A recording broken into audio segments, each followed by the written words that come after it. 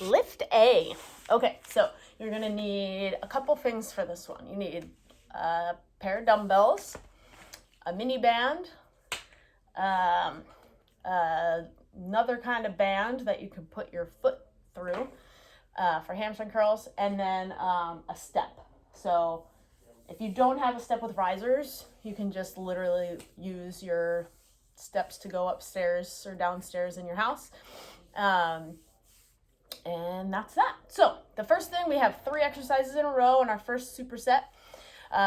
We're gonna do, and we're doing 3 rounds of 8. So I'm just gonna show you 1 round of everything, but you'll go back through and do it 2 more times.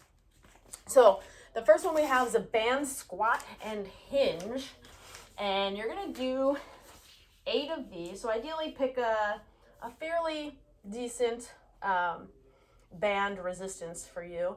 And now you can do this with or without dumbbells as well. You could even use just 1 dumbbell in the goblet position or the rack position, and I'll show that as well. For now, I'm going to show it just without. So feet are going to be shoulder width apart to start with. Again, if we had that spotlight on our chest, it should be straight ahead, not up, not down as we go through this motion, this squat position. We want to make sure that we break through the hips, but then our sit bones come straight to the ground. Our knees are going to pull out into the band. And so this is what it's going to look like. Spread those toes out nice and wide. And then from here, we're just going to sit back and lower ourselves down. The knees are pushing out, so we want them to be outside of the big toe. They should be pointing more towards your 3rd toe as you come down and come back up. And then you're going to go right into your hinge from this position, which I want you to really think about pushing your butt back, more than you think that you can. And if you notice, my back is nice and flat here, and then come right back up. So we're coming down into the squat position, come back up, and then sink your butt back, and then come right back up. Okay, so you're going to be alternating between the 2 of those. If you're using a dumbbell, I would hold it this way. Okay, so hold the sides of your dumbbell so that when you come down in your squat, you'll keep it at your chest and come back up. And then you go into the hinge, you lower your arms and let the hinge, you can just hold it that way when you come back. Okay, so we'll do it like that for now. We have 8 of these. Okay, so our shoulders are drawing back. We don't want to be rounding or caving through the front here. We want to kind of pull the middle of your shoulder blades together in the back. Long neck, and begin. We sit our hips back and down, come up, drop the weight, hinge, loose knees, but butt goes back, and then come back up and sit back. And only, again, go through a range that feels comfortable for you. It's not about how low you go on either of these, especially the deadlift. Less is more for the deadlift. I don't want you to get to the point where your hips won't keep going, so you lower with your back. I want you to lower because your butt keeps pushing back. Use your hips to bring you back up. Coming down. Hinge. Squat. Hinge. Squat. Hinge. 2 more. Squat. Hinge. Squat. Hinge. Excellent. Okay, then we're going to go to lunge step-ups. So again, you can use a weight or not use a weight. It doesn't really matter at first, especially the first week. If you want to try to know the exercises and get to know them, and then the second week add weight, that's fine too. So we're going to do a lunge to step up. Lunging, you're going to have your foot on the step. Again, if you're using just the regular steps, it's the same idea, same concept. toes are spread nice and wide, and then we're up on our back toes. And then from here, it's the sits bones that come straight down. We're gonna drive through the leg on the box to bring us up and come through. So if you need to, if your balance isn't great, just toe down with the other foot, not using it excessively, but just enough that you're not wobbling all over the place. Okay, if you can, bring the foot up to that knee drive, and then slowly bring the hips back, lower yourself down, and repeat. So we're gonna do 8 on one side, and then 8 on the other. So we come down, we lower down with the glute, our chest, again, spotlight straight ahead. It's not gonna arch up, not gonna curl down. It stays fluid. 3. Knee should be stable as we go. Try to not let it wobble in and out, especially don't let it cave in. Hip and knee should be in a good alignment here. I don't remember what number we were on. We'll say 4. 5. It's nice and slow too. We're not rushing through. 6. Really make those muscles work. Coming up. 7. Spotlight straight ahead, long through the neck. And 8, and then switch side. Again, if you wanted to use dumbbells, you can hold 2 at your sides. You could hold 1 at your chest. Doesn't matter. Whatever feels good for you. But I'd rather you have control first, be able to do it slow first, then start adding some weight so you don't build on compensations that are already there. All right, toes are spread wide, up on the back toes. Spotlight forward, not up, not down, straight ahead. Sit bone drops down, and then push through the leg on the box. We really want to not really push at all from that leg in the back. Everything should be from this front leg. Again, if you need to tap down, tap down. If you want to tap and then lift, you can do that too. Sit back. 3. Back. Lunge down. 4. Back. Lunge down. 5. Back. Lunge down. 6. Nice and slow and controlled. 7. One more time. Again, our foot, we have big toe, little toe, center of our heel, which creates a tripod foot. So you might hear me say that sometimes, tripod foot. That's what I mean by that. Big toe, little toe, center of the heel, all pushing evenly. So you shouldn't have less pressure on your big toe. You shouldn't have more pressure in the front of your foot than the back of your foot. It should be even pressure throughout, which will really help to keep you stable and balanced as you do that. Okay, so now we can grab our dumbbells for the third exercise, which is Renegade Rows. And you have 2 options for this. Again, you don't have to use dumbbells. You can literally just use the floor and your hands.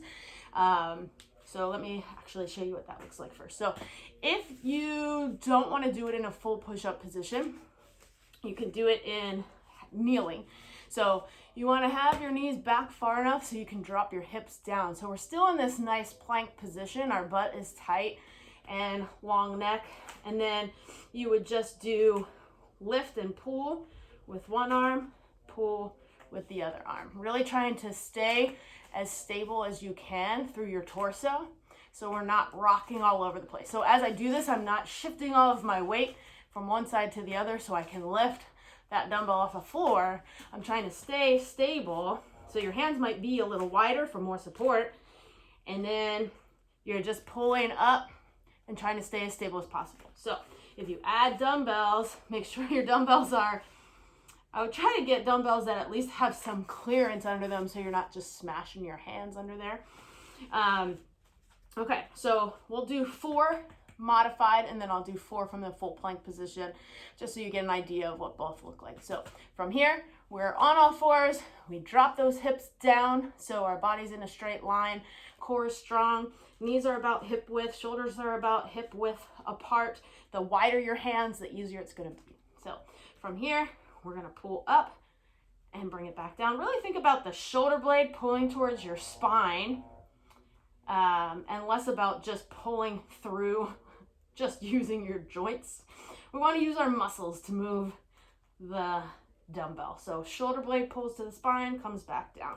Shoulder blade pulls to the spine, comes back down. You might notice one side of your core maybe feels stronger than the other. Just things to note, nothing right or wrong about it. Usually we all have a more dominant side. And let's do one more on each side before coming up to full plank. And again, if you need to, stay there. If not, you can pop up. Again, you could even have your hands closer, but your feet wider, especially if you're just starting coming up to plank position. This is going to be a lot easier to help stabilize your hips and keep them square to the floor as you go. Again, shoulder pulls to the spine, shoulder blade pulls to the spine as we go. And we'll do one more on each side.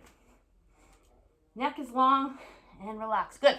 So obviously to progress that, you could bring your feet closer or you could go with heavier dumbbells. But really just trying to make sure that we keep the spine strong and stable. Try to limit any movement to anti-rotation type thing. Plus you're getting a little bit of shoulder activation as you go. Core, shoulder, everything's kind of working. Great exercise. So again, you could also add a little push-up in between each pull. That would make it even more challenging. So, oops, my bad. Sorry. Okay, so you'll go back through that 2 more times. And then we go to our next grouping. So we're gonna do our next grouping now. So we have our band hamstring curl, which is a 3-way hamstring curl. We have a band, which will be with the band that's attached to something. Then you'll have your mini band for wax on, wax off, which is a shoulder exercise. And then we have reverse butt scoots, which will be just something fun to add in there. So from here, we're gonna lay on our belly. We're gonna take our band, put our foot through the band, so it's around the ankle. Okay, so if you have a band with a handle, you could, and your foot fits in there, great. If not, you might have to make your own little handle. You're gonna lay on your belly, ribs stay down towards your hips, and then from here, we're just gonna pull that heel towards our butt, hold for 3 seconds, relax the shoulders, and bring it back down. You're gonna turn your toes out, pull in, 1, 2, 3, and back out. Turn the toes in, 1, 2, 3, and back out. So we're gonna go through this a couple times here. Whatever feels good for you. If you're like super burning, then stop early. But try to even it so you get equal on all 3, toes in, toes out, and toes straight. I like to keep my ankle relaxed, so you can either pull your toes towards your shin, which will give a little more calf work in there. If you kind of relax the ankle, then you get true hamstring. It kind of takes the calf out of it, and so that is just, you might notice like one of those is a lot tighter than the others. I know on mine, my left leg, my inner, when toes are pointing in, that one's weak, but on my right leg, it's when toes are pointing out, that one's weaker. So things to know and learn and then try to work on. So we switch legs and ribs stay down, shoulders are relaxed, forehead on our hands, and then we pull towards our butt, 2, 3, back down, toes in, 2, 3, back down, toes out, 2, 3, back down, toes in, or up, 2, 3, down, in, 2, 3, down, out, 2, 3, down.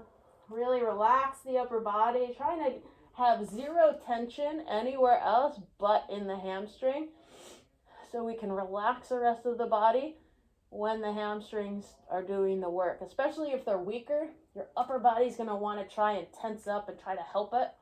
Try not to let that happen. That might mean you have to scoot a little bit closer to your anchor point, and that's okay. So just, again, play around and see what works best for you. So the next one you're going to do is band wax on, wax off. So you're going to have that mini band. You're going to put it around your hands right above, like right by your wrists, basically. And so I don't really have anywhere to show this to you. I don't have a wall in the frame, really, but let's see. Maybe I can try it over here. Basically, what you're going to do is you're going to be taking your hands and doing like wax on. You're going to work up the wall and then wax off, come in and out, in and out, in and out. And so we're really stabilizing those shoulders. So I maybe try it over here. I don't know if you can see me. So stepping away from the wall a little bit, and the hand's going to come up and out, up and out.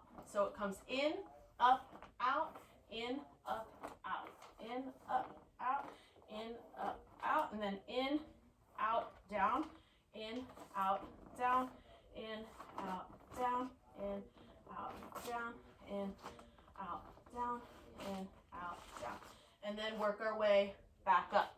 So you can do that again, maybe do 4, working your way up, and then 4, working your way down, and maybe do 2 to 4 times going up and down the wall. Again, just doing what you can, trying to relax those upper shoulders, relax the neck, get long through the back of the neck as you do that, and just go through a range that does not create any pain. We should not have pain with this. If you have some pain, try to shorten up how wide you go at first. And if it just doesn't feel good, scratch it, tell me, we'll switch out the exercise. Okay, and the last one in this grouping is reverse butt scoots. I'm sure it probably has a different name, but this is the one that makes the most sense for me to call it. So we're gonna have our feet together. We're sitting up nice and tall. Our hands are gonna be by our butt to start with. You're gonna come up almost like into a bridge position. You're gonna lift your glutes up, legs are straight, toes are kind of pointed, and then we're gonna try to lift our butt up and back as far as you can. So our core is really engaged, we're pushing through our hands, and then lower. Hands go back, we're gonna lift, scoot, and lower. Back, lift, scoot, and lower. So really try to lower soft. You don't want to just plop down. We're trying to engage the core. So we kind of drive through the floor, lift our butt, pull it back, and set it down. Lift, pull, and down. Okay, keep the elbows tucked in as you lower yourself down. That'll really help a lot. Again, you'll do about 8 of those, and then go back through that grouping of 3 exercises 2 more times. And then as the weeks progress, your reps will progress as well. Okay, have fun. Bye.